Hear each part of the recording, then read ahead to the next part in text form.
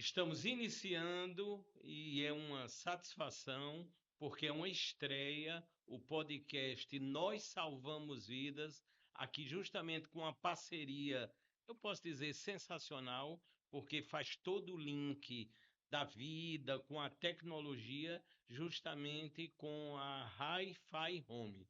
Portanto, vocês vão ter a oportunidade de ver concretamente e ouvir as pessoas que verdadeiramente salvam vidas. E nessa estreia, não poderia ser melhor o momento do podcast Nós Salvamos Vidas aqui na Hi-Fi Home. Eu estou tendo o privilégio, o prazer, a honra em receber o doutor Bruno Leandro, que é o presidente do Conselho Regional de Medicina aqui do estado da Paraíba. Doutor Bruno, uma honra ter o senhor aqui de forma inédita, exclusiva, e nessa primeira edição. A gente sempre traduz que a primeira edição ela deve vir carregada de vida, de amor e de esperança. E eu vejo tudo isso na gestão do senhor. Muito obrigado, doutor. Eu que agradeço, Fábio. Agradeço a Hi-Fi Home também por ter disponibilizado esse espaço, essa ideia. E pode ter certeza que a honra é toda minha. E participando ainda do primeiro programa, para quem está nos ouvindo ou nos vendo, pode ter certeza que existe de verdade uma emoção pela estreia, uma emoção por poder contarmos histórias, compartilharmos algumas histórias, principalmente no que se refere à vida. Doutor Bruno, no caso, lógico, sabemos que as incumbências ligadas com o cargo, elas emanam uma responsabilidade, eu posso dizer, grandiosa. E o senhor agora também, com todo o link, todo o direcionamento com o Conselho Federal de Medicina, não é isso, doutor? Isso, o CRM e os CFMs, eles foram criados, na verdade, os sistemas conselhares para fiscalizar, para fazer a parte de julgamento e a parte documental. Mas eu sempre costumo dizer que lá no nosso conselho, muito mais do que fazer isso, que são nossas funções, nós temos missões. E dentre essas missões nós temos a de humanidades, que é tornar o ambiente mais próximo da realidade do médico como humano, já que nós somos uma categoria que temos bastante problemas de burnout, de depressão, Sim. saúde mental em si. E também nós temos bastante a parte de educação continuada. Quanto mais educação, menos punição. Então eu aposto nisso como arte para a gente poder fazer a nossa diferença. E quando a gente consegue construir um link entre aquilo que a gente faz, que em tese seria um papel até burocrático, com vida de verdade, isso me emociona bastante. Eu posso lhe dizer, por exemplo, que eu tive no Cariri, paraibano, em Monteiro, aqui a 300 quilômetros da cidade de João Pessoa, e em plena pandemia cheguei lá, tinha um monte de gente bastante doente, precisando às vezes de um respirador e estando numa enfermaria. Enquanto isso havia um ambiente de UTI estruturada e esse ambiente sequer tinha sido inaugurado, tinha sido utilizado. E nós, através do conselho, conseguimos com que aquele ambiente fosse Sim. inaugurado. Fábio, quando chegou na inauguração e eu vi aquela UTI com 5 pessoas graves que precisavam de apoio, e eu sabia que se não tivesse aquela UTI funcionando, aquelas pessoas não estariam vivas, para mim foi uma emoção muito grande de saber que aquilo que parece tão burocrático, na verdade, realmente são vidas. Muito interessante.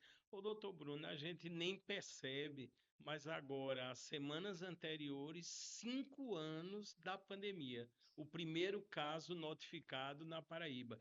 E eu sei que o trabalho do senhor foi algo magnífico num momento extremo de pânico, de medo. Como foi passar por isso tudo? Olha, foi uma experiência, digamos, uma experiência inesquecível para todo mundo, né? Acho que todos nós passamos por isso de uma forma até surpreendente. Ninguém imaginava que seria daquela forma, mas eu me lembro muito bem que todo mundo em casa e a gente precisava apoiar o médico que estava lá no interior, que estava aqui na capital, apoiar o gestor que também estava perdido sem saber o que fazer, apoiar as pessoas que estavam precisando de uma ajuda, de um consolo, de entendimento.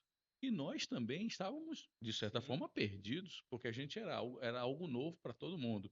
O fato é que 2 de abril de 2020, nós saímos de João Pessoa com destino a Cajazeiras para fazer nossa primeira viagem. Eu e Antônio Henriques, que é também conselheiro, comigo também conselheiro federal, hoje diretor do CRM, à época também estava na presidência, E nós dois juntos, com o seu Marivaldo, que é o motorista, sempre gosto de citá-lo, porque é o nosso anjo do Sim, asfalto, né? Seu lógico, Marivaldo lógico. junto conosco, e nós três fomos a Cajazeiras e lá encontramos uma situação em que todos estavam ansiosos. E nós chegávamos muitas vezes para o nosso colega médico e falava: calma, eu estou aqui, eu vim aqui, eu saí de lá para vir para cá para ficar com você.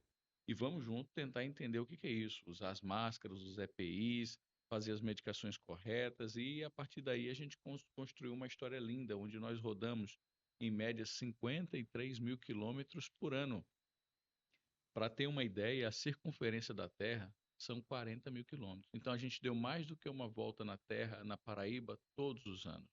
Então eu pude conhecer todos os hospitais estaduais, federais e também os principais hospitais municipais. E onde a gente passou, graças a Deus, a gente pôde apoiar. Como eu disse, o CRM muitas vezes vai lá para fiscalizar, dizer o que está errado. Não é nossa ideia. Nossa ideia, na verdade, é dizer o seguinte: nós temos uma inconformidade e ela precisa ser consertada, porque sendo consertada, o médico ganha, a população ganha, o gestor ganha, todo mundo ganha. Então está todo mundo do mesmo lado. Verdade, doutor Bruno, para este sucesso, essa dinâmica que o senhor tão bem ressaltou, a gente precisa, e eu creio, e tenho a certeza absoluta no que eu vou dizer. O senhor foi muito inteligente nessa gestão, porque somou a pessoas que agregam imensamente. Eu estou vendo aqui dois nomes que eu já tive a honra em entrevistar, que eu digo, o doutor é excelência em tudo. A doutora Margarete Diniz, né?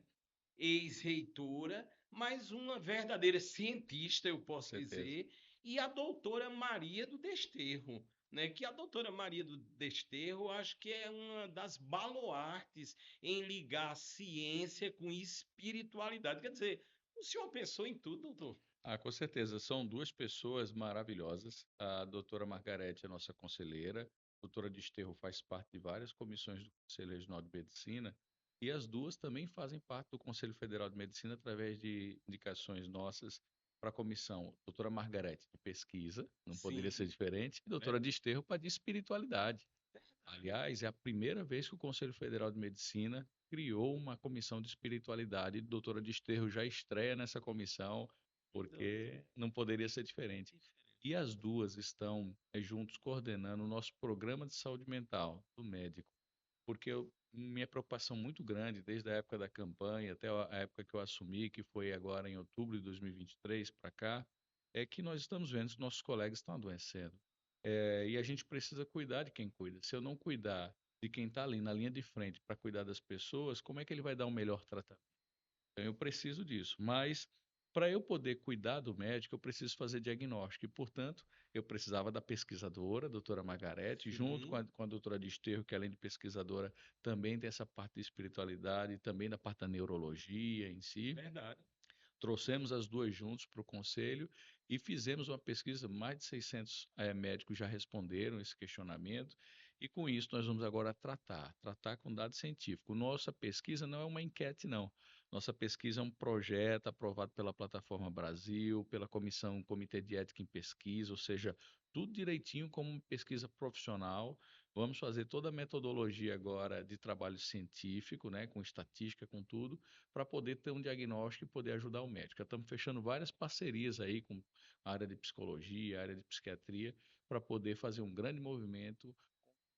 Tratando dos médicos, eu tenho certeza também que eu vou oferecer melhor atendimento para as pessoas, porque eu vou tratar de quem cuida. Mas, doutor Bruno, isso é fascinante. Eu tenho entrevistado muitos médicos e é interessante. Mesmo em outra linha, às vezes bem diferente da atuação do médico, eles dizem: coloque em pauta saúde mental.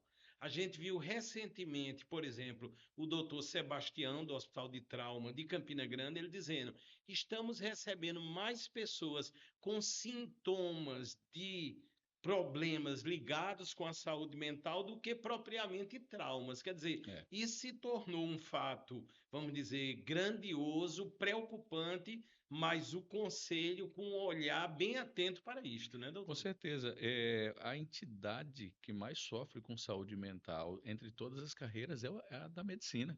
É impressionante isso, né? Talvez a nossa carreira ela exija uma grande carga horária, noites de sono em claro, né? Ou seja, noites de insônia. E, além disso, problemas que a gente precisa resolver, mas são problemas que vai se absorvendo, vai se acumulando, fora algumas decisões de vida que se toma, algumas delas falhas, e que você soma tudo aquilo com um grande boom. Que se você não entender que a medicina é um sacerdócio, mas existe vida além da medicina, e é isso que o nosso projeto de humanidades ele tenta garantir, é uma possibilidade do médico se enxergar enquanto ator humano dele próprio, que ele tem que fazer outras coisas além da própria arte de Verdade, Hipócrates, doutor. né?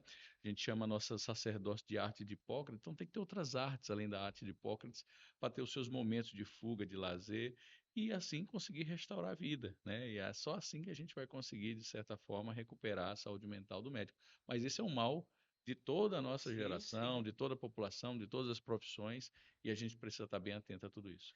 Doutor Bruno, uma curiosidade: quantas pessoas, quantos profissionais médicos estão hoje vinculados, vamos dizer, legalizados, segundo o conselho, para atuar na Paraíba? Hoje nós temos exatamente 12.043 médicos ativos. Vi esses dados hoje. 12.043. Foi. São muitos para a Paraíba ou precisamos de mais, Em doutor? termos de estatística, a gente precisa de 2,5 médicos para cada 1.000 habitantes. Mas na Paraíba nós temos um pouquinho mais, tem 3,07, ou seja, um pouco mais do que o que precisa. Agora estão mal distribuídos. Nós temos 60% dos médicos na região da grande metropolitana de João Pessoa, nós temos 20% na região de Campina e no restante do estado os outros 20%. Então, se nós observarmos essa densidade, que deve ser de 2,5, aqui na região metropolitana de João Pessoa, chega a ser 8. E no sertão chega a ser 1,37. Quer dizer, está bem mal distribuído. É claro, aqui tem o maior parque tecnológico, os maiores Lógico, lógico. hospitais, aí eu preciso de mais médicos para poder dar atenção a pacientes mais graves. Mas mesmo assim existe uma desigualdade muito grande. E um detalhe, nós temos 52% desses médicos, desses 12.043, são mulheres e 48% homens. Isso virou a partir do final de 2023, que tinha mais homens do que mulheres, agora nós temos mais mulheres do que homens. Mas, doutor, assim, é muito interessante, né? Inclusive, vemos isso com muito contentamento. Sim. E outra coisa que se comenta dentro deste contexto que o senhor fala do número de médicos habilitados, é que houve um crescimento até desproporcional das faculdades oferecendo cursos de medicina. Qual é a ótica do senhor em relação a esse assunto? Ah, com certeza. Na verdade, o conselho ele é a favor da abertura de faculdades que tenham condições de fixar o médico no local onde ele está sendo formado com uma estrutura de verdade. Vou explicar. Para cada estudante, eu tenho que ter 5 leitos no hospital, eu tenho que ter ambulatório, eu tenho que ter UTI, eu tenho que ter um centro diagnóstico. Então, se você quer abrir uma faculdade no interior, mas vai montar tudo isso, é maravilhoso, porque lá mesmo já vai ser o campo de trabalho do médico que vai se formar. Principalmente, vai atender a população que está lá, sem necessidade dessa população migrar para os grandes centros. Então, eu vou montar uma estrutura de verdade que vai fixar o médico e atender a população local. Mas não é isso que se vê. Muitas vezes as faculdades elas são abertas, sem estrutura nenhuma, ou fazendo uma parceria com o Estado ou prefeitura de uma forma, digamos assim, não tão profissional. E aí hoje você tem os hospitais superlotados de pessoas estagiárias querendo brigar por um paciente no bom sentido da palavra, para poder ter o direito ali de estudar, de aprender, de tal forma que a gente entende que o que tem hoje é uma saturação, é uma grande quantidade de faculdades. Nós temos 10 faculdades na Paraíba, tá? Na minha época, quando eu me formei em 2006, nós formávamos 150 médicos na Paraíba, hoje já são 1.500 por ano. Então, nós aumentamos aí 10 vezes o número de médicos formados e ainda tem falta, tem vazios assistenciais. Então, Verdade. não é só formar, é você formar bem formado, com estrutura para que o médico ele fique. O médico hoje ele não fica em determinado local. As pessoas às vezes pensam, por causa de estrutura, de um cinema, de um show. Não é. Porque assim, hoje você já tem opção de lazer em muitas formas. Você tem streaming, você tem qualidade de vida hoje no sertão que você não tinha há muito tempo. né? Então você tem qualidade, você tem restaurante bom no sertão, você tem tudo. Verdade, É doutor. verdade, eu Sim, visito as sim. Paraíba, né? Eu conheço, você tem colégio bom, você tem faculdade no sertão, que muitas vezes você não conseguia fazer seu filho estudar no sertão. Você tinha que trazer seu filho para Campinas ou João Pessoa. Hoje não é uma realidade. A realidade é você conseguir formar o seu filho lá na sua cidade do sertão. Mas veja só, imagina a situação de eu ter um paciente grave. Esse paciente ele está numa unidade de saúde. Eu sei o que ele tem, eu sei o diagnóstico dele, eu sei para onde ele precisa ir, mas eu não tenho como fazer ele chegar lá. Ou porque não tem ambulância, ou porque não tem um outro médico para acompanhar esse paciente grave, ou porque eu não tenho o exame que eu preciso para fechar o diagnóstico. Isso tudo causa uma frustração. E esse sentimento de impotência, de ter o paciente, de saber como ajudar, mas não ter como ajudar, é o que mais afasta o médico do interior, pode ter certeza. Muito interessante. Doutor Bruno, dentro desse contexto, João Pessoa, dizem, né, as pesquisas, a cidade mais buscada, uma das mais procuradas no mundo. Eu tenho visto muitos médicos que começam a vir aqui para Sim. João Pessoa ou para Paraíba, vamos dizer. Os conselhos, no caso, eles têm que acompanhar essa demanda. Como é que o senhor está vendo isso? Porque aí entra o critério de fiscalização, são várias incumbências, na verdade, não é, Com doutor? certeza. Quando um médico ele vem à Paraíba, tendo sido formado em outro estado, ele precisa se inscrever no nosso conselho. Se ele não tiver inscrito, ele está num exercício irregular da profissão.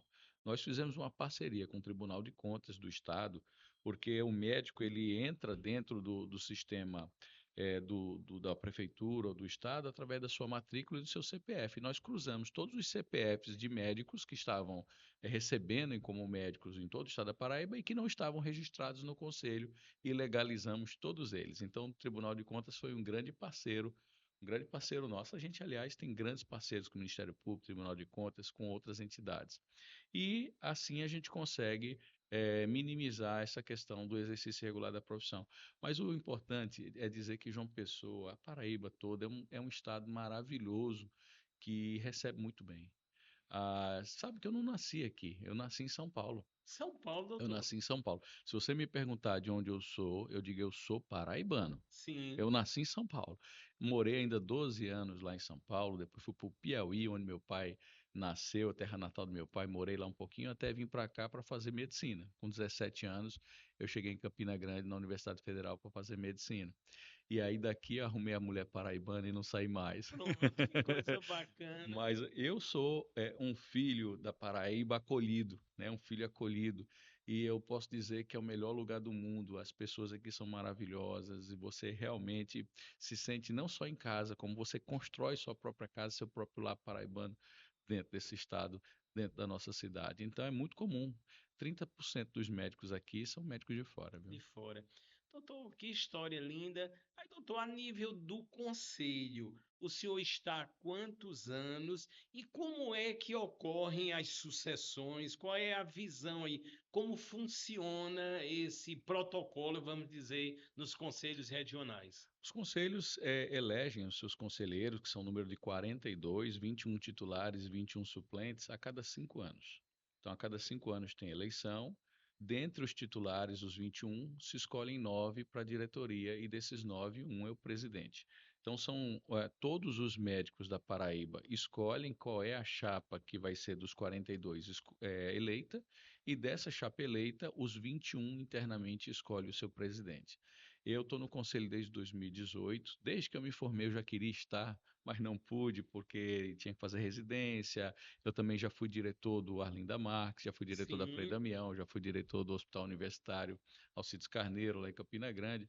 Então, como eu tinha essas outras atividades, eu achava que muitas delas iam entrar em conflito com a própria função de conselheiro.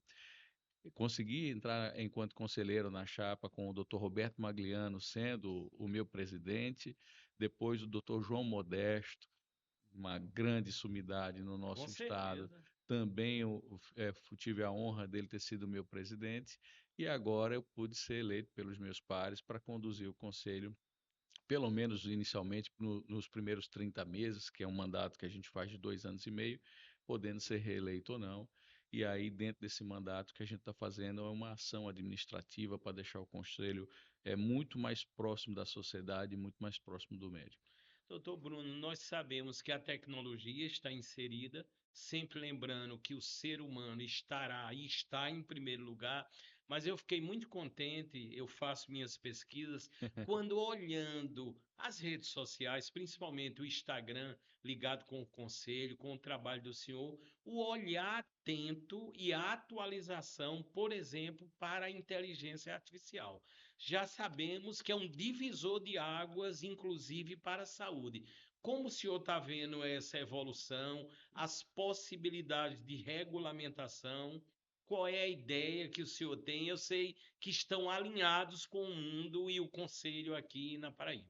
Com certeza, a inteligência artificial é realidade, ela não é futuro, é presente. Eu posso até dizer que foi já um passado, um passado remoto. E Verdade. a inteligência artificial ela vem para somar, ela vem para fazer aquilo que a gente já tem enquanto conhecimento ser aplicado em prol do paciente com muito mais eficiência. É claro, sempre que tem uma coisa nova, usar para o bem, usar para o mal, vai depender de quem está usando.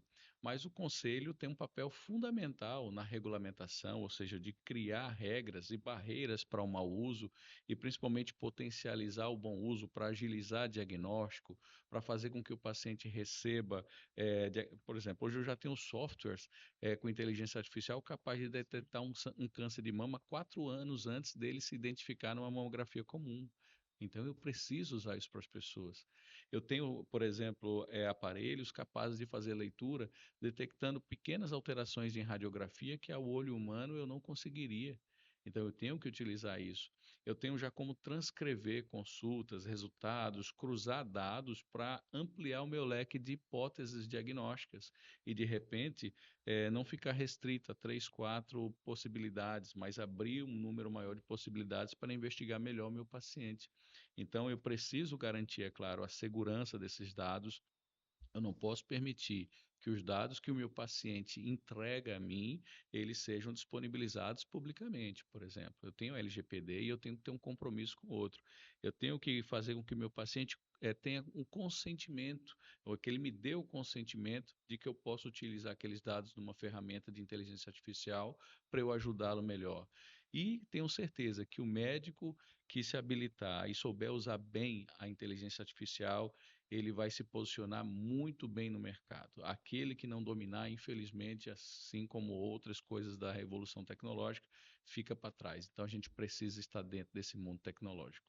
Doutor Bruno, como fiscalizar uma demanda tão grande? Quando a gente pensa num caminho, vamos dizer, hoje um dos mais utilizados na comunicação pelos médicos, que é o Instagram. Sim. E de repente, um olhar, vamos dizer, muito tranquilo, nós observamos ali no perfil, às vezes, até palavras indevidas.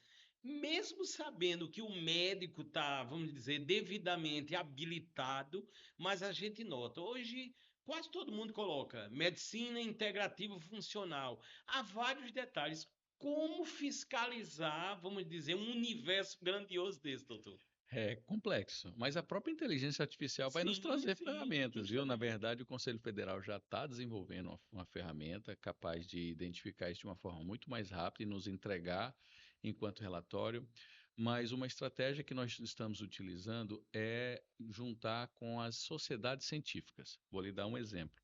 A Sociedade de Psiquiatria, a Câmara Técnica que a gente tem de Psiquiatria, ela tem trabalhado investigando quem são os médicos que se dizem psiquiatras, mas não têm a especialização.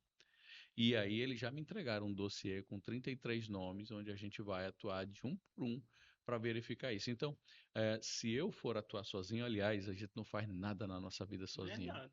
Então, o nosso apoio foi de solicitação nas câmaras técnicas, para que as câmaras técnicas, eu tenho 50 e tantas câmaras técnicas, então Mas, cada doutor, delas de uma especialidade diferente, endócrino, cardio, clínica médica, geriatria, psiquiatria, e aí cada uma delas fazendo esse vasculhamento positivo, que é de quê? De fazer com que aquele médico que infringe a ética, ele realmente seja provocado para sua correção ou punição, se for o caso, tá? E aqueles que são verdadeiramente bons e éticos, que eles prevaleçam. Então, eu preciso da ajuda de todos e ter um contato com a ajuda de todos nesse sentido. doutor, quando o senhor vê essas possíveis irregularidades constatadas, e faz uma equiparação com outros estados do Brasil. Nós estamos dentro de uma proporcionalidade, há uma normalidade nisso? Existe um trabalho muito positivo que a Paraíba tem feito e tem se destacado. Como eu disse no começo da nossa entrevista, menos punição com mais educação. Então, o que eu tenho reforçado são alguns aspectos positivos em relação à publicidade médica, por exemplo. Ah, eu tenho a CODAME, que é uma comissão de divulgação de assuntos médicos, que ela atua justamente nessa má publicidade, mas ela chama o médico para dentro do conselho para explicar para ele por que que ele é ruim.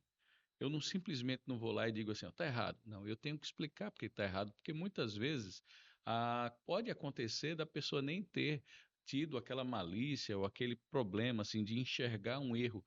E aí eu preciso naturalmente fazê-la entender, porque eu não quero que ela repita o erro. Eu quero que ela compreenda e que ela nos ajude, inclusive, vendo outras pessoas que estão errando também, num movimento multiplicador de conhecimento, ela poder atuar junto comigo na boa publicidade médica. Mas não é um trabalho fácil, é claro. Mas eu sempre digo para os meus, inclusive eu dou aula de gestão em saúde, Sim, e eu sempre digo para meus alunos, olha, o certo é certo, e eu aprendi muito lá no sertão nisso, né? Para o sertanejo sempre o certo é certo, mesmo que ninguém faça, e o errado é errado, mesmo que todo mundo esteja fazendo. Então não é porque um está errando que eu vou errar também e vai continuar sendo erro. Eu preciso, na verdade, partir para o que é certo.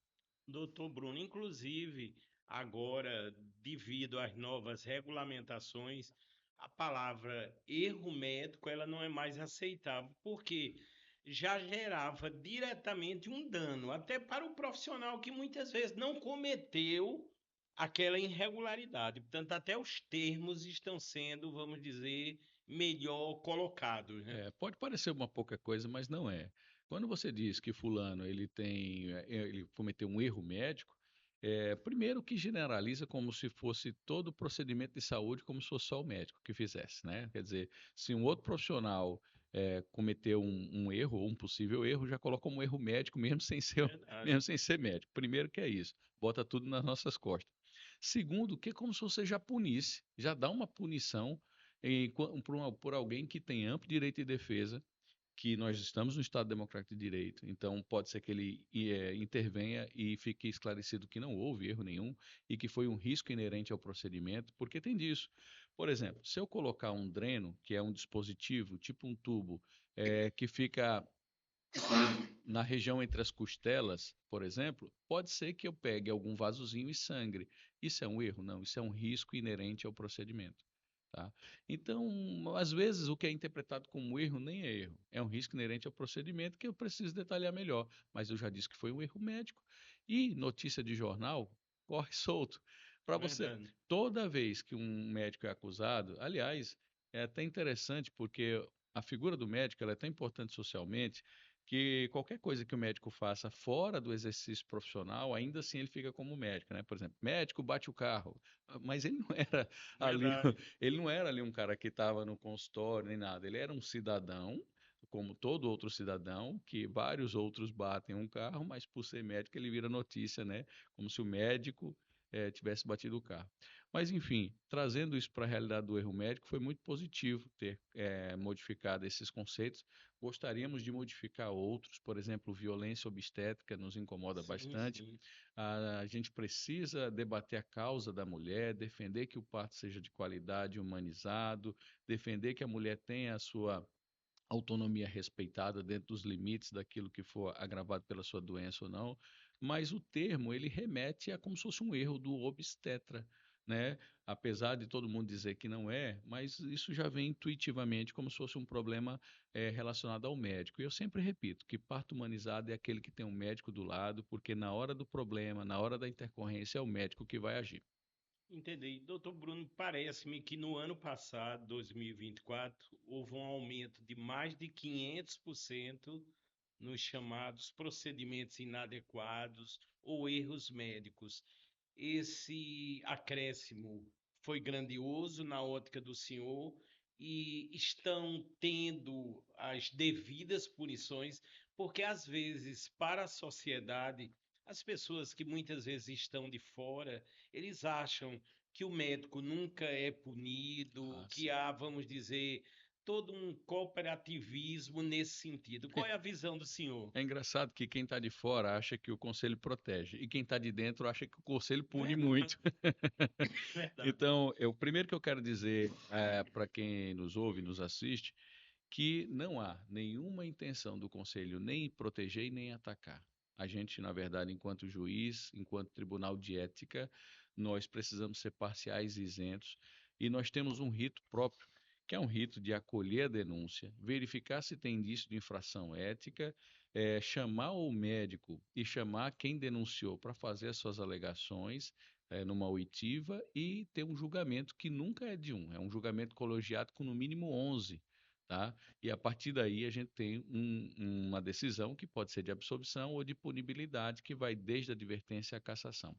Agora, é importante eu enfatizar uma coisa. Nós somos um tribunal de ética, nós não somos um tribunal civil ou criminal. Se de repente, por exemplo, a gente não julga homicídio, a gente não julga um crime, o que a gente julga é se a conduta do médico foi negligente, imperita, imprudente, se teve alguma relação com o Código de Ética Sim, Médica ou não. Então, muitas vezes a pessoa quer que o conselho chegue a um veredito que vai dar uma indenização a uma pessoa. Isso não existe, nós não trabalhamos com isso. Isso é uma questão de justiça civil, não é justiça da ética, né? Às vezes a pessoa diz, o médico precisa ser preso. Não é o conselho que manda prender se o médico de repente tiver algum problema com morte de um paciente. Não é o conselho que manda prender, né? Que isso aí, se for um julgamento, é da justiça criminal, não é da justiça ética, não é do entendi. tribunal Às ético. vezes, doutor, não há esse entendimento das Isso, funções, né? nas funções. Então, assim, eu não posso. Eu tive um caso, e eu acho que é importante trazer isso para cá, que deu bastante repercussão, de um médico que ele, né, fora do exercício da sua profissão, ou seja, enquanto pessoa, foi flagrado com agressão contra a sua companheira Sim, dentro de sim, um elevador. E sim. as pessoas queriam que o conselho punisse aquele médico, mas veja, ele não estava em exercício profissional, ainda que a gente entenda que violência contra qualquer pessoa, principalmente contra a mulher, seja algo horrível para a sociedade que deva Lógico. ser punido, quem deve punir é o órgão competente. E nós não temos a competência criminal ou civil para punir. Nós somos um órgão ético. Aí você diz, mas é ético uma pessoa bater na esposa? Ou... Claro, isso não é ético enquanto cidadão. Mas eu não estou falando aí da postura do profissional que atende a pessoa, que atende um paciente. Ela não estava na condição de paciente. Mas você acha que deveria? Eu queria punir, Verdade. eu queria ter a caneta na mão para poder fazer isso daí, mas não posso, não funciona assim. Nós vivemos, repito, num Estado democrático de direito, todo mundo tem sua competência, eu tenho as minhas limitações, eu não posso tudo. Então, daquilo que eu posso, eu encaminho, mas daquilo que eu não posso, eu tenho que ser honesto em dizer: aqui chegou o meu limite. Agora é com a justiça criminal, com a justiça civil, com a polícia, mas não é comigo. Esse é o podcast Nós Salvamos Vidas, nessa primeira edição. Realmente eu posso dizer sensacional, agradecendo demasiadamente a presença do doutor Bruno Leandro. Doutor, nessa ótica de expansão, qual é o pensamento do senhor para o futuro? O que é que o senhor está vislumbrando? Eu sei que a vida é feita de mudanças. Hoje, a atuação do conselho é cada vez mais ampla, as incumbências. O que é que o senhor tem projetado aí? Eu sei que o senhor é um destaque nacional naquilo que executa. Muito obrigado. Bom, do ponto de vista de medicina, o que mais nos preocupa é com a quantidade que você tem de formandos, né, em relação a um número cada vez crescente, né, mas é um número cada vez mais importante de médicos para a sociedade. E Sim, quando você aumenta o leque de tudo, você aumenta a quantidade boa de pessoas boas, mas infelizmente você vai aumentar a quantidade de pessoas que vão visitar o nosso conselho não pela educação continuada, mas pela corregedoria, né? Então, a nossa preocupação já está sendo entrar dentro das faculdades. Hoje mesmo eu estava dando aula para uma faculdade como conselheiro para fazer com que a noção de ética ela seja enraizada desde o estudante, para que quando ele saia médico formado, ele não saia só sabendo passar antibiótico, não, mas saiba sabendo quais são os preceitos éticos da nossa profissão.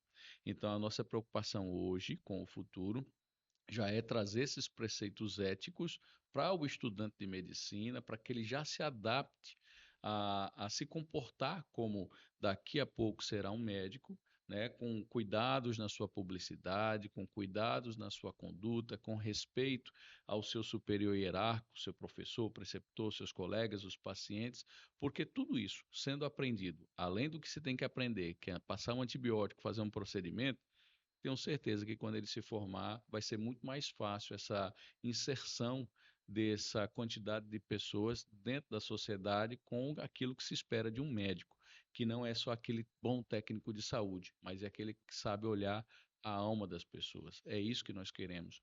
E aí, isso a gente pretende expandir também dentro do Conselho Federal, eu também como conselheiro federal, para fazer com que a nossa profissão ela seja normatizada dentro desses preceitos e com algum controle. E dentro desse controle, aí vem uma novidade para este ano, que certamente vai ser aprovada ainda nesse primeiro semestre, é a prova de proficiência, que Sim. seria a prova de ordem para o curso de medicina.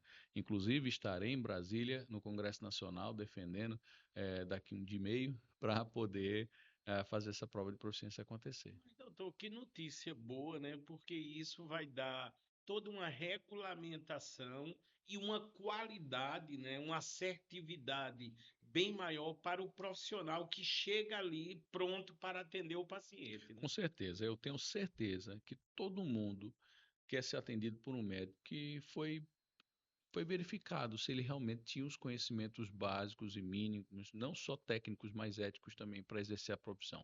Tenho certeza que é unânime que todo mundo gostaria de ter o seu médico testado, né? Então, a nossa visão é que os médicos formados eles precisam fazer a nossa prova de proficiência, que vai ser feita pelo Conselho Federal de Medicina.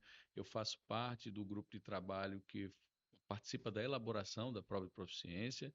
O doutor Antônio Henriques, que também é conselheiro federal junto comigo, ele está no grupo de trabalho específico aqui na Paraíba para expandir para todo o país também sobre a prova de proficiência.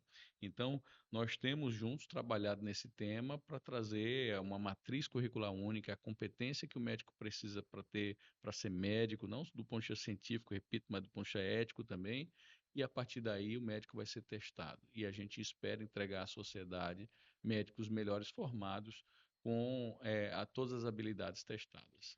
Doutor Bruno, nós estamos num país que parece-me que proporcionalmente tem o maior número de farmácias do mundo. Parece que a gente diz assim, cada esquina daquela está reservado um dia para uma farmácia numa cidade.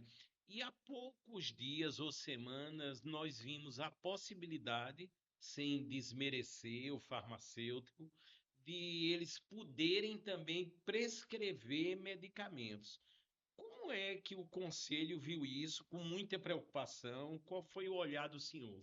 A gente vê, é engraçado essa questão da farmácia. Parece que quando a gente dorme e acorda já nasce uma Sim, é farmácia verdade, de verdade. uma forma surpreendente. É bem interessante mesmo. Ah, a gente vê com perplexidade, mas não vê com surpresa. Por quê? Porque todos os dias tentam atacar nossa profissão, invadir o ato médico privativo e não é só a farmácia. A odontologia mesmo está com um projeto aí de fazer cirurgia facial. Imagina. Você estuda saúde bucal, estuda a região mandibular, mas também quer fazer cirurgia no olho, quer fazer cirurgia no nariz, quer fazer cirurgia na orelha, Sim. sendo dentista. Quer dizer, extrapola, né? É, farmacêutico prescrever é a mesma coisa que cachorro cuidar da linguiça. É, doutor. O farmacêutico, ele é um profissional fantástico.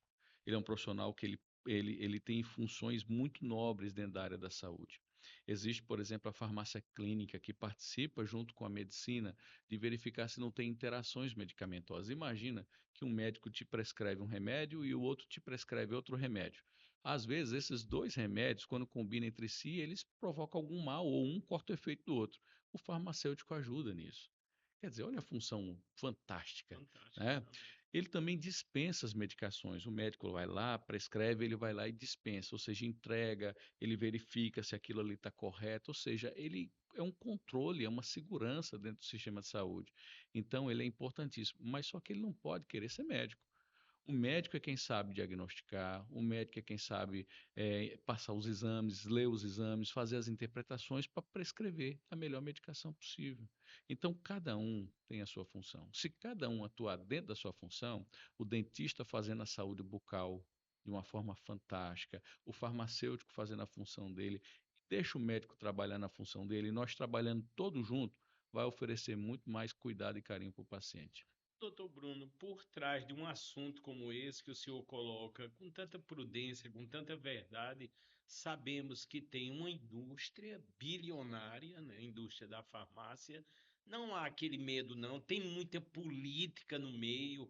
Como é que a gente vê isso? Porque muitas vezes a gente não tem um controle sobre a situação. Ações que muitas vezes indevidas para a sociedade a gente vê aprovadas. E aí? Aí a gente precisa das pessoas, né? É assim, eu não consigo, a nossa força tem um certo limite, a gente precisa das pessoas compreenderem que movimento é esse. O Conselho Federal de Medicina conseguiu na justiça barrar que farmacêutico prescrevesse. Sim. Mas é claro que as grandes corporações, nós sabemos que algumas delas estão construindo clínicas dentro da sua própria drogaria, dentro da sua própria farmácia, já pensando que esse movimento vai dar certo. Quem é que vai ser mais, digamos, afetado com esse tipo de prescrição? Não é quem tem um dinheiro para pagar uma consulta particular, porque ele não vai pagar o farmacêutico, ele vai pagar o médico. Não são as pessoas que têm planos de saúde, porque elas vão procurar um médico. São as pessoas mais pobres. E por que vai fazer uma discriminação dessa com as pessoas mais pobres, justamente, que deveria, inclusive, ser bem melhor assistida por toda a condição social que existe e uma possibilidade maior de ter que você ter um pouco de olhar muito mais apurado para evitar doenças, para evitar problemas, para promover saúde, mais do que tudo. Então, a gente precisa, na verdade, enquanto conselho, e a gente tenta fazer isso, aproximar o conselho da sociedade para que as pessoas entendam que nós não somos os corporativistas que defendem médicos. Nós somos, na verdade, a defesa da medicina. E defender a medicina é defender a população. Eu defender a medicina é defender saúde. Eu defender medicina é defender a oportunidade para que a pessoa se trate da sua doença. E é isso que o Conselho faz. Então, a gente precisa clamar, chamar a população para, junto de nós, brigar por essas causas e também, dentro da classe política, fazer interlocução. Eu até faço aqui um apelo: médico precisa ser político também. Nós temos que ter representantes médicos. Nós não temos um vereador em João Pessoa que é médico, né? Ah, doutor, Então a gente interessante. precisa ter médico dentro da política, precisa ter médico nos parlamentos, precisa ter médico nas assembleias, para que a gente possa, inclusive, defender essas causas, não causas da medicina e do médico, mas causas da população em relação à sua saúde. E a gente precisa desse olhar. Ô, doutor, aí dentro desse conceito e dessa análise do senhor, o senhor não pensa em ser político também, não, doutor? Você sabe que muitas vezes as pessoas me falam sobre isso, né? Questão da política partidária. Hoje, no momento que a gente vive, é muito difícil você se posicionar dentro de certas bandeiras partidárias. Sim. Porque quando você vai, por exemplo, para um espectro de direita, parece que você necessariamente é evangélico, é a favor da arma, é contra o aborto. Quer dizer, você cria um rótulo. Se você for para o espectro da esquerda, você é comunista, você é a favor do aborto, você é contra a liberação de armas. Quer dizer, cria rótulos que esses rótulos não me agradam muito. Eu tenho muito claramente o meu espectro de defesas que eu faço e que é muito difícil eu me encaixar em cada uma dessas letrinhas.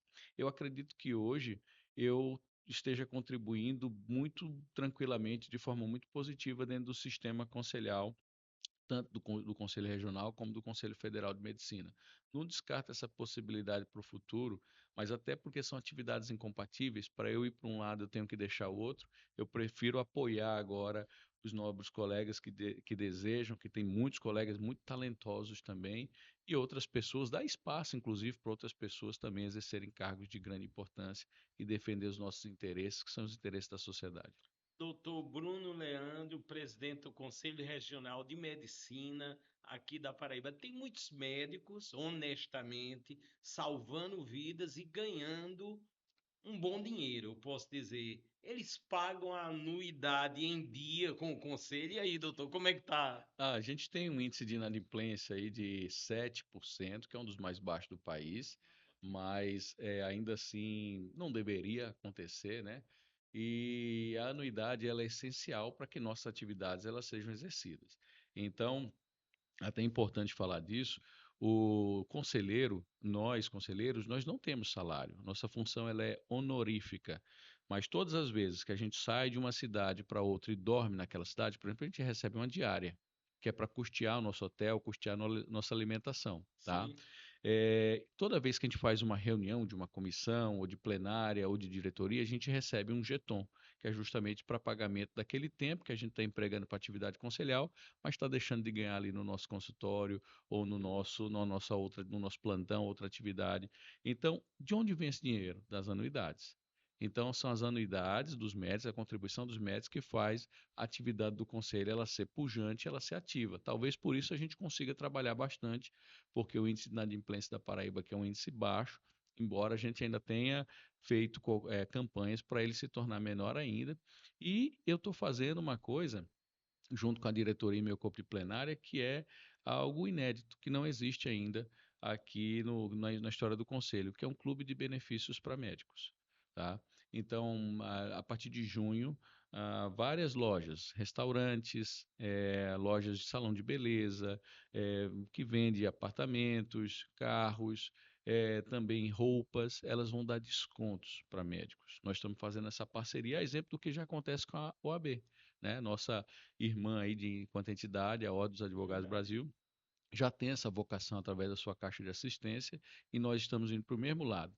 Assim, eu vou conseguir devolver para o médico aquilo que ele contribuiu através de benefício. Ele já vai lá e comprar uma roupa, só que ele vai comprar com mais barato, ele vai comprar com desconto. Então, eu pretendo devolver mais do que o que ele paga de anuidade através desses descontos e benefícios. Que ideia assim extraordinária, né? Quando notamos o que isso vai proporcionar de benefícios, como o senhor falou, de modo geral. Pro- Realmente, É para a assim, eu tenho sociedade. certeza que a mente brilhante do senhor está nessa história aí, central. Olha, e tem outra coisa, isso movimenta o comércio. A partir do Verdade, momento que eu tenho um desconto e eu tenho uma grande quantidade de médicos, eu vou conseguir entregar um catálogo aí de 12 mil potenciais clientes, verdade. que não é pouco, para poder fazer com que esse comércio, ele circule, né? Ele entre em circulação, circule mais dinheiro, que ele tenha mais força, mais ânimo, né? Mais energia, fica mais pulsante. Então é bom para o comerciante, é bom para o médico, é bom para todo mundo. Doutor, nós sabemos que nesse cargo demandam muitas reuniões, Ou viagens, atualização. Eu queria que o senhor falasse um pouquinho da família. Como é que a ah, família fica nessa história? Como é que o senhor está conciliando tudo isto? É interessante falar de reunião que eu falei, nossa, se eu conseguir salvar uma vida, já que esse é o tema, cada reunião que eu fizesse, acho que 2 gerações de pessoas na Terra não morriam mais, Verdade, doutor. Verdade. porque são muitas reuniões, mas são necessárias. Graças a Deus, a gente tem que ter, para fazer tudo isso, uma estrutura familiar muito grande. Minha esposa é médica, endocrinologista, uma grande endocrinologista, por sinal, também vive com vida acadêmica, e meus filhos que são 2 adolescentes hoje em dia, sempre que podem, inclusive, nos acompanham. Minha esposa vai agora recentemente para uma viagem, porque ela é do Departamento Nacional da Sociedade Brasileira de Endocrinologia, na parte de osso, né, metabolismo ósseo. Qual é o Então, nome dela e dos Narriane, filhos também, doutor? Narriane Chaves, o nome dela, Sim. Narriane Chaves Pereira de Holanda, e ela é endocrinologista, e meus filhos Henrique e Heitor, né, 2 palmeirenses também, assim como o pai. Eita, palmeirense. Eu nasci em São Ótimo. Paulo e trouxe Sim, essa sim. herança de lá, né? Claro. Então a Nariane vai dar uma aula agora, num desses eventos, num desses congressos. Eu vou junto e os meninos também. Vamos passar Pronto. um final de semana junto com ela, em Fortaleza, Conciliando, né, doutor? conciliando. Trabalho com a família. Isso, mas no dia a dia, aí é que tá. O dia a dia, a gente tenta, todos os dias, quando eu estou aqui em João Pessoa, eu levo meus filhos para a escola, eu busco meus filhos da escola, como eu fiz hoje, inclusive. Hoje eu estava cobrando quais são as provas que ele tem amanhã, eu sei quais são as provas que tem, quais foram as últimas notas, o que está precisando. Converso muito com eles sobre todas as questões da vida, me preocupo muito com a questão de telas, eles não têm Sim, celular, viu? sim.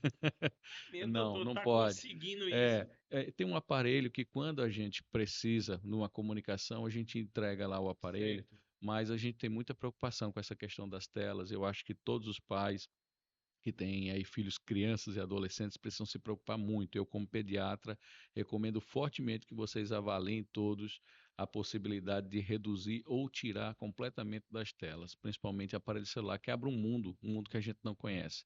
Cada vez mais crianças aí estão se afundando por conta disso. E dentro dessa rotina toda, a gente consegue agregar todos os valores com o apoio da minha esposa, e o meu apoio dentro de casa, junto com as crianças, a gente consegue fazer uma boa rotina.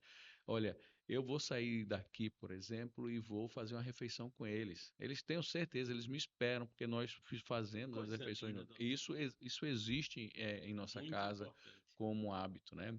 E quando precisa chamar atenção, a gente chama, viu? Chama. Eu sou um pai que, graças a Deus, eles me respeitam muito, porque eu sou brabo, viu? Agora sempre enfatizando o seguinte: é aquela história que talvez muita geração passou de palmadinha, cinturada, isso não existe em casa, tá? Essa questão de violência física, eu não sou favorável, a gente não nunca, mas chamar atenção seriamente para uma conversa, olho no olho, isso eu fiz desde eles bebês. Eu falava, eu quero uma conversa de homem para homem, com a criança de 1 ano, mas Ô, doutor, se houver algum dos filhos com a tendência para a área de saúde, o que é que o senhor está notando o assim? mais velho vai para a tecnologia da informação. Vai, né, Vai. doutor? Ele gosta de programação e eu dou muito apoio a isso. E o mais novo, o caçula, ele tende a ir para a área da saúde. Ele vê. Primeiro que eu e minha esposa, nós somos completamente realizados com a nossa profissão. Nós viemos de família muito humilde. Meu pai era carteiro, minha mãe dona de casa.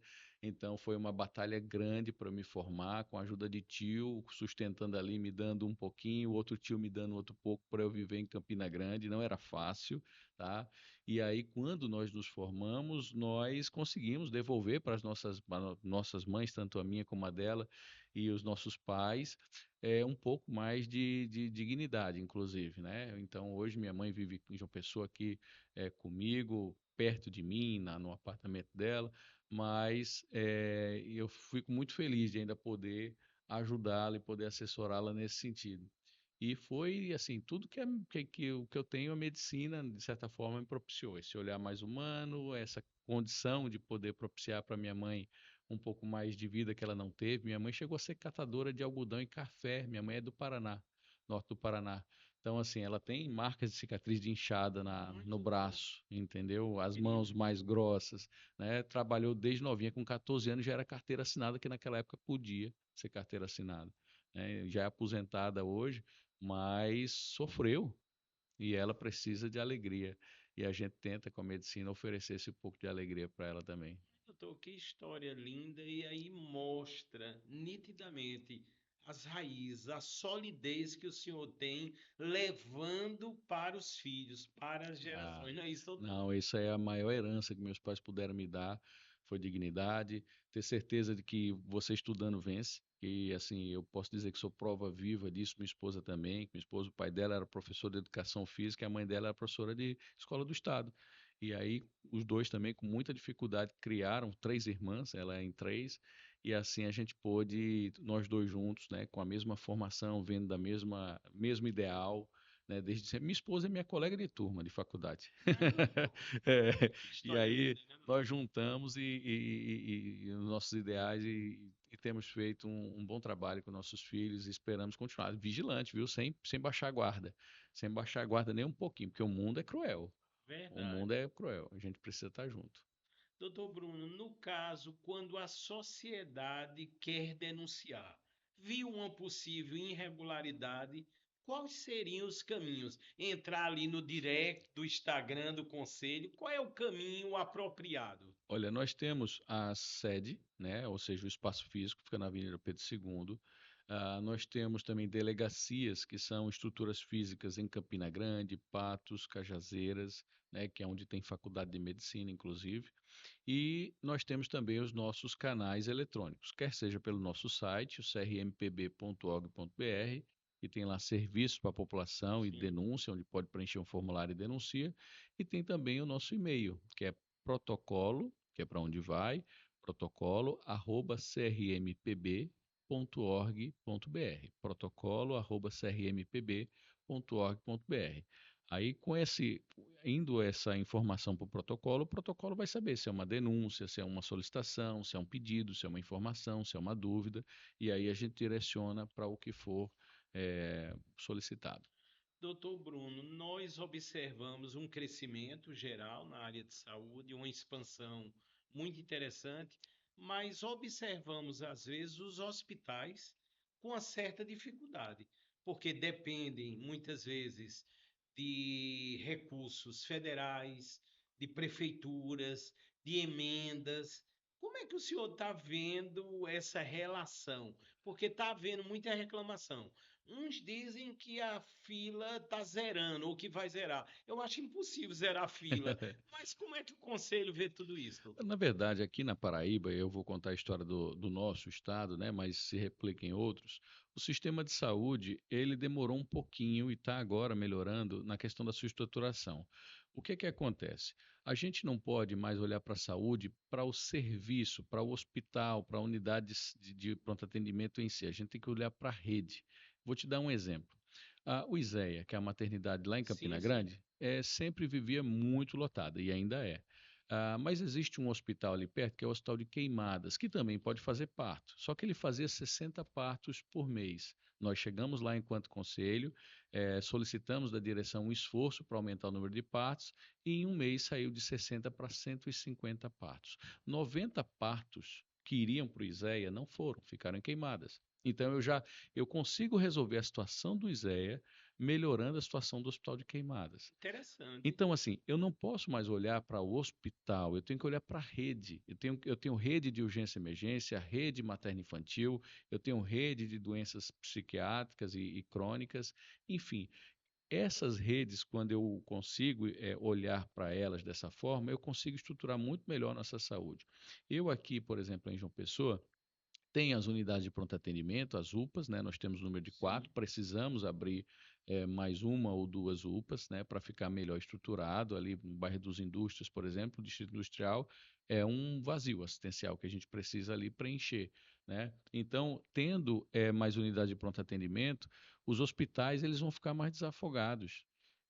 O hospital, na verdade, ele é para ser porta fechada. Ele é simplesmente para receber as referências. Quando as pessoas elas entrarem nas UPAs, 80% delas voltam para casa e 20% precisa de internação. E é nessa hora de precisa de internação é que elas deveriam ser encaminhadas aos hospitais. Esse é um modelo que funciona há muito tempo em muitos lugares e que precisa estar mais arraigado aqui. Por exemplo, o Hospital Metropolitano é um Sim. hospital organizado, é um hospital porta fechada. Só vai para lá quem primeiro foi para uma unidade e é Lógico. transferido. Sim. Tá? Então, as outras unidades, na sua maioria, também deveriam ser assim. E, é claro, precisa estruturar melhor a questão das maternidades, que é o que mais me preocupa. Muitas vezes a gestante, hoje nós estamos com um número de 13 gestantes que já morreram, ou enquanto gestantes, ou no pós-parto imediato, aqui esse ano na Paraíba. É um número muito alto. Quando você vê onde elas morreram, algumas delas morreram aqui em João Pessoa, mas não vieram em boas condições, ou seja, já começou errado lá na origem. Então, na origem, por exemplo, teve um parto lá em Itabaiana que teve um mau sucesso e a mulher já chegou aqui em uma condição muito crítica. Mas lá em Itabaiana, a gente poderia ter uma estrutura melhor para fazer com que aquela unidade, para que aquela mulher de repente não precisasse ser transportada por um longo tempo. Tá? Então, quando eu consigo estruturar as redes de atenção à saúde, eu consigo melhorar a assistência como um todo e não simplesmente melhorar um hospital. Então, nossa visão nunca é para um hospital, nossa visão é para a rede. Muito interessante. Doutor Bruno Leandro, a gente nota, estou me lembrando agora do grandioso, né, o visionário doutor Dalton Gadelha, o HELP em Campina Grande, e ele fez um modelo que eu julgo muito interessante, porque atende 60% SUS e ali vem o restante com os particulares, os convênios. O que é que o senhor acha desse modelo? Bom, todos os modelos eles são bastante oportunos, né? Você precisa fazer uma avaliação de mercado também. O hospital, de certa forma, é uma empresa. e essa empresa precisa ter sustentabilidade, porque como qualquer empresa, ela precisa ter uma renda maior do que o seu custo, porque senão ela fecha, não adianta, né? O hospital também é assim, Verdade. e certamente o modelo ele é muito variável, mas para aquela região funcionará muito bem. Acredito até que vai se aumentar a porcentagem do que se diz respeito em relação ao SUS, tá? Ou seja, com mais convênio aumentar aí em torno de 70 a 30 ao invés de 60 a 40, mas que certamente precisa verificar o volume, né, do que se está fazendo, mas estão se investindo em tecnologia Sim. para se ter mais volume, inclusive de privado, para poder ter sustentabilidade. Então é um modelo interessante, já existe em vários outros locais do mundo, por exemplo, o Hospital Português em Recife é Sim, assim, sim, verdade. né? O IMIP por muito tempo também foi assim. Hoje ele já é 100% SUS. O Hospital da FAP também ele recebe também pacientes privados e convênio também SUS. Então é um modelo que existe já em outros locais que eu tenho certeza que vai aperfeiçoando de acordo com cada necessidade local. Doutor Bruno Leandro, no caso, o papel, vamos dizer, dos governos, governo do estado, as prefeituras, eu estou me lembrando agora do Opera Paraíba, do Coração Paraibano, isto tem sido visto com bons olhos pelo Conselho? Tem sim, porque de certa forma a gente tinha uma demanda reprimida, né? E aí a gente precisa tratar dessa demanda reprimida. Agora a gente não pode viver fazendo mutirões. Uma coisa é eu ter 40 mil pessoas para operar e faço os mutirões e opero. Outra coisa é eu esperar deixar acumular mais 40 para poder fazer outro mutirão. Verdade. Ou seja, eu tenho que ter, na verdade, um serviço que atenda às demandas do dia a dia sem deixar ter acúmulo de pacientes. Se eu precisei fazer um mutirão é porque eu acumulei, é porque eu não dei conta da rotina. E aí é importante que essa rotina seja trabalhada para saber quantas pessoas por mês eu preciso para operar vesícula, hérnia, para fazer uma esterectomia, para fazer um procedimento de média ou alta complexidade e fazer com que os serviços funcionem assim, né? Agora, quando eu tenho uma demanda reprimida, certamente foram números muito importantes trazidos, e não são números, são vidas, né? São pessoas. A gente fala de número, mas na verdade são pessoas. Pessoas. E do Coração Paraibano, segundo os dados do Estado, e aí são dados que são oferecidos por eles, reduziu em 30% a mortalidade de doenças cardiovasculares, que é a que mais mata. Então, é um número que a gente tem que celebrar. Vem agregar muito, Tem, né? tem que celebrar, tem que celebrar. Aumentou a disponibilidade, aumentou o recurso, diminuiu o tempo-resposta, que é entre a pessoa ter uma dor, um problema, e até ela ter o tratamento, eu chamo de tempo-resposta, quanto menor, melhor. Então, foi muito positivo nesse sentido, e eu espero que outros programas eles venham nessa mesma direção para poder estruturar. Mas, repito, não só de momento, não só para acabar com aquela demanda que está reprimida, mas para que na rotina aquele paciente seja bem atendido como um todo. Doutor Bruno, quando a gente pensa nos planos de saúde, há um número crescente de reclamações. Às vezes escutamos que o autista ali foi cancelado indevidamente, até em massa, o plano de saúde. O conselho também atua nesse sentido quando há, vamos dizer, uma veracidade nessa história. Na verdade, quem faz mais essa parte da conexão entre o paciente e o plano de saúde é a ANS, né? A Agência Nacional de Saúde Suplementar. Nós nos limitamos às denúncias relacionadas ao atendimento médico em si. Se de repente o plano cancelou uma consulta que o paciente ia ter, por exemplo, com mais assistência, como foi citado no caso da pessoa com autismo, isso é a ANS. Mas se aquela pessoa com autismo ela foi tratada de uma forma que a família entenda que não foi a melhor por um médico, aí o conselho ele faz essa investigação, porque o da gente é a interação do médico com o paciente, tá? E não o contrato em si. A questão contratual é mais com a Agência Nacional de Saúde Suplementar. Doutor Bruno, houve uma mudança significativa no marketing hospitalar. Aí hoje alguns médicos dizem que quase tudo pode mostrar o antes e o depois na televisão. Como é que o senhor tem visto isso? E eu creio que não é tudo que se possa mostrar, né, doutor? Não, Mesmo com a legalização ali, vamos dizer, isso. das pessoas envolvidas. Existe um grande avanço na regra de publicidade médica com a nova resolução do Conselho Federal de Medicina, que permitiu que o médico divulgasse antes e depois para fins exclusivamente educacionais e sem, obviamente, expor a pessoa, o paciente ou suas partes íntimas, alguma coisa assim. Então, como é que eu posso dar um exemplo?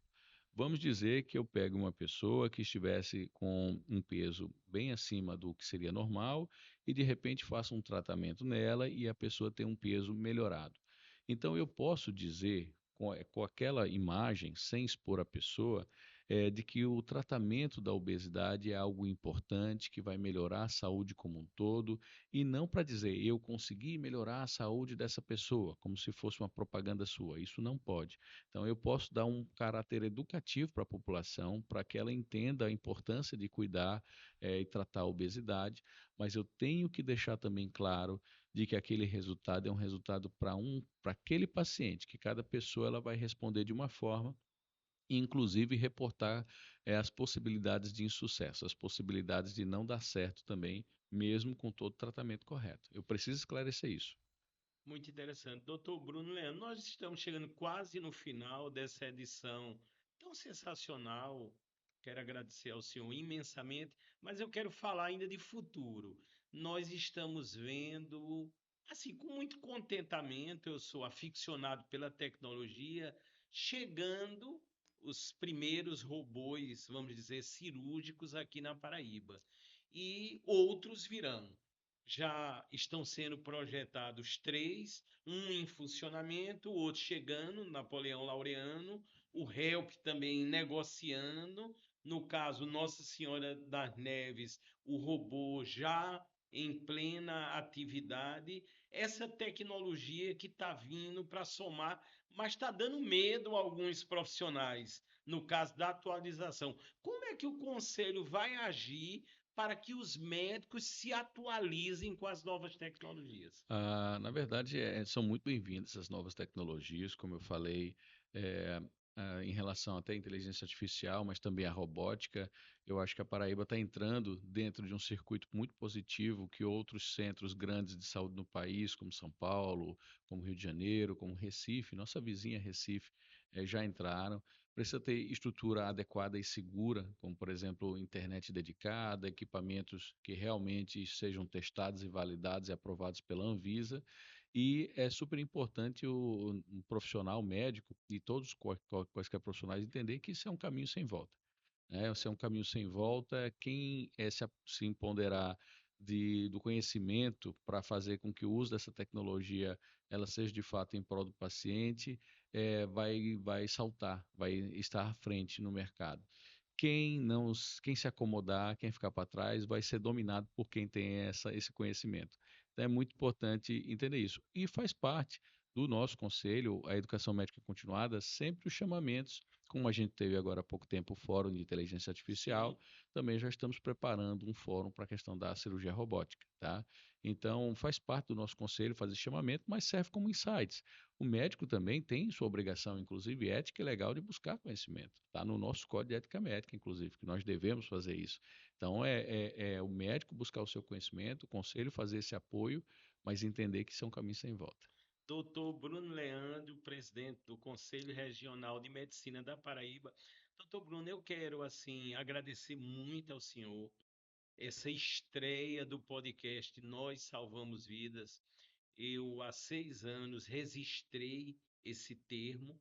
Ele faz parte de um projeto social, inclusive que as pessoas podem, entrando no Instagram Nós Salvamos Vidas ou no site nóssalvamosvidas.com.br, denunciar com alguns cliques Ótimo, qualquer crime que envolva mulheres, crianças e adolescentes, idosos, pessoas com deficiência e qualquer crime atribuído à comunidade LGBTQI+. Ou seja, quando eu vislumbrei a pessoa do Senhor a nível do trabalho e da história, eu digo, não há maneira melhor de começar um programa. E fiz o convite e o Senhor prontamente atendeu, aceitou. É uma honra e a conversa foi maravilhosa, de muita utilidade pública.